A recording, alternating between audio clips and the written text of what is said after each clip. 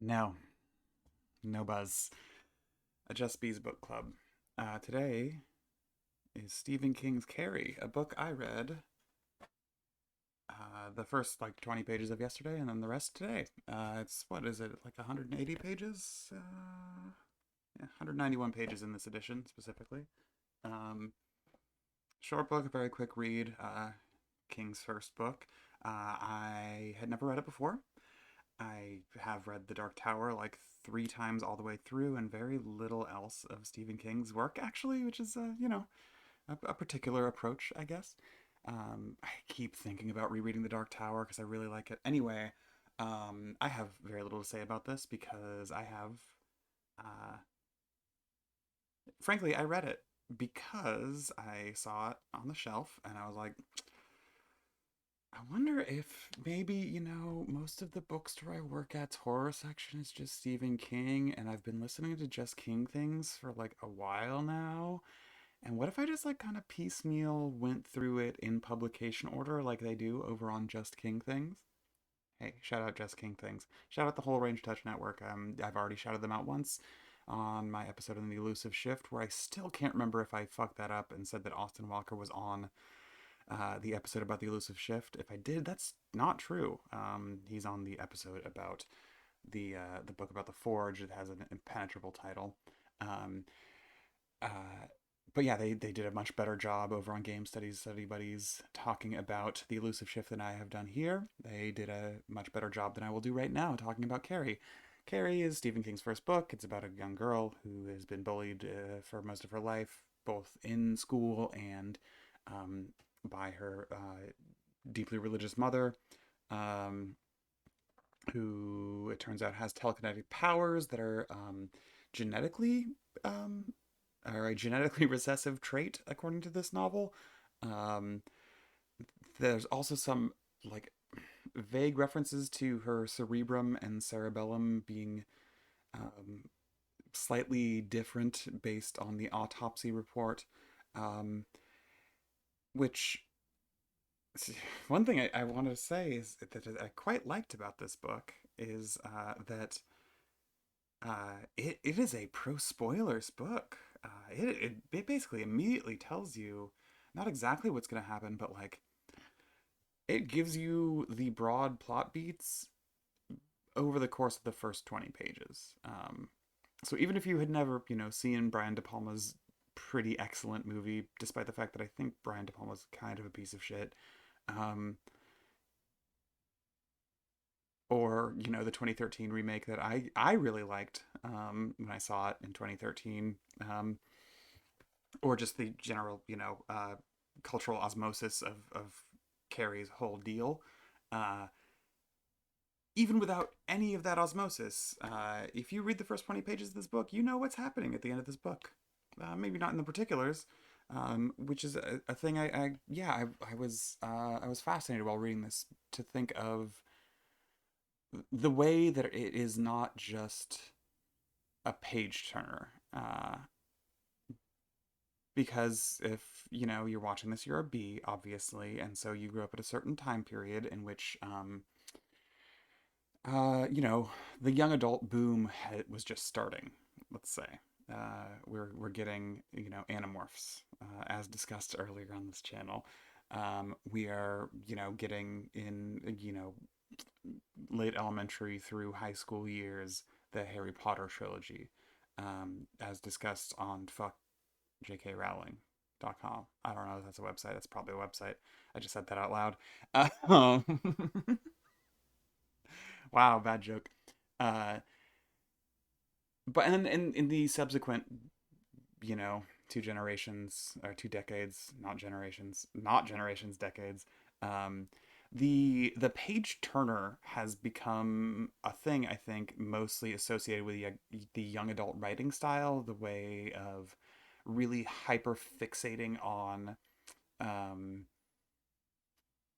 sort of dabbling between plot beat and characterization in such a way that like the plot becomes the main focus of the thing. So, you know, the big thing at the near the end of the Harry Potter series was like the last book comes out and people would go drive around the premieres and shout who dies, like which characters pass away in this book. um at least in Carrie, Stephen King specifically is like multiple times like, and that was the last 2 hours, and they would be dead within 2 hours. That's an example from later in the book, but like it, it is deeply spoiler prone in a way that really resonated with me. Whereas like, no, the particular plot beats that are going to happen are not the interesting thing here. The interesting thing is how it gets there, and I think King is fucking great at that. Um, Reading this also, having been on this year long plus kick of listening to just King things, and thinking about Stephen King and thinking about popular novels, and being in a position where I have to regularly recommend books to complete strangers. That's been 2.5 years at this point. Um, it was just really cool to me to be like, oh yeah, what's gonna happen. That's not the point. The point is how you get there.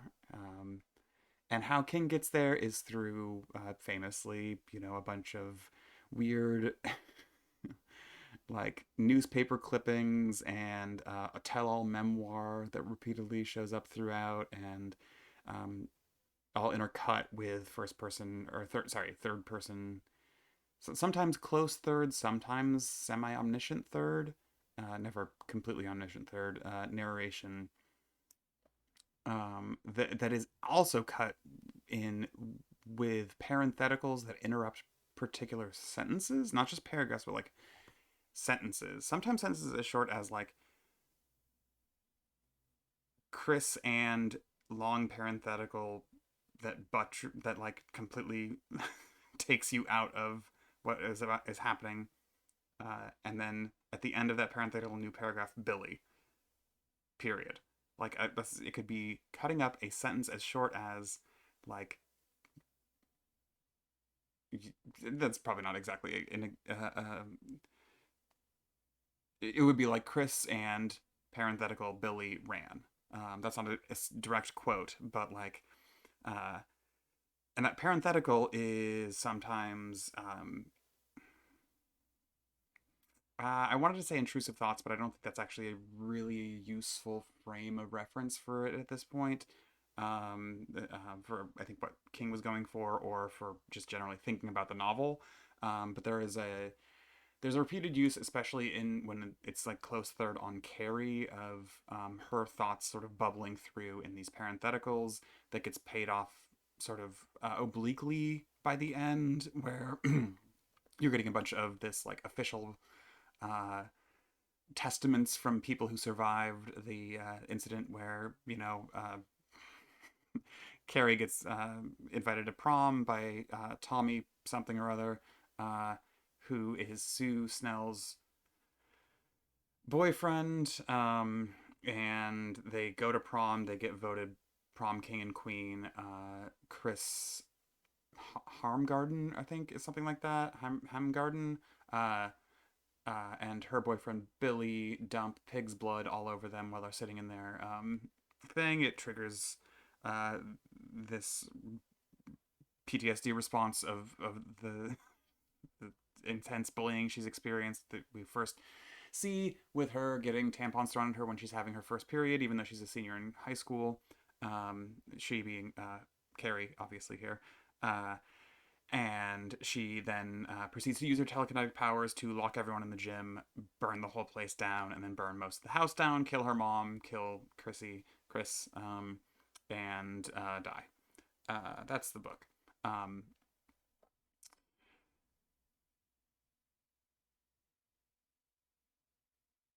the thing that I want to say here, and I recognize that I've cut myself off from my earlier point, and I'm annoyed about that, but that's okay.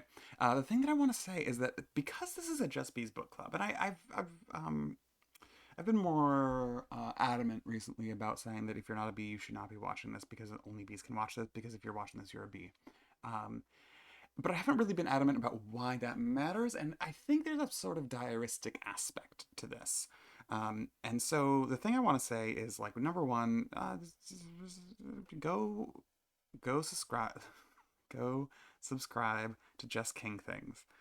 It's a delightful listen. Cameron and Michael are really smart, and they have a really smart. No, they're engaging interlocutors. They're very good at breaking down texts in ways that are really useful, even if you have not read them before, which I think rules. And I'm super not doing right now. Um, and just generally like just a joy to listen to. Give them money to make cool shit. Um,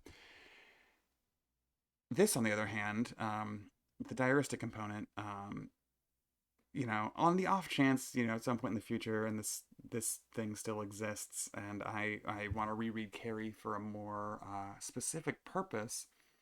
The thing I kind of want to do is actually track more closely what specifically gets spoiled or foreshadowed versus what doesn't. And I think that would actually be like a really interesting way to read this book for a second time, to sort of keep in the back of your mind, or if you're a note taker, to actively take notes that cover what what do we learn about the future of this novel within this novel, and what happens within it that we don't learn about ahead of time.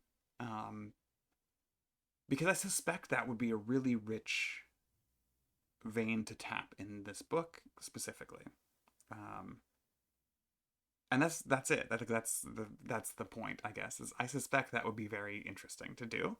I didn't do it because I've never read this book before, and mostly what I wanted to do is read it through and then listen back again to the Just King Things episode and see if that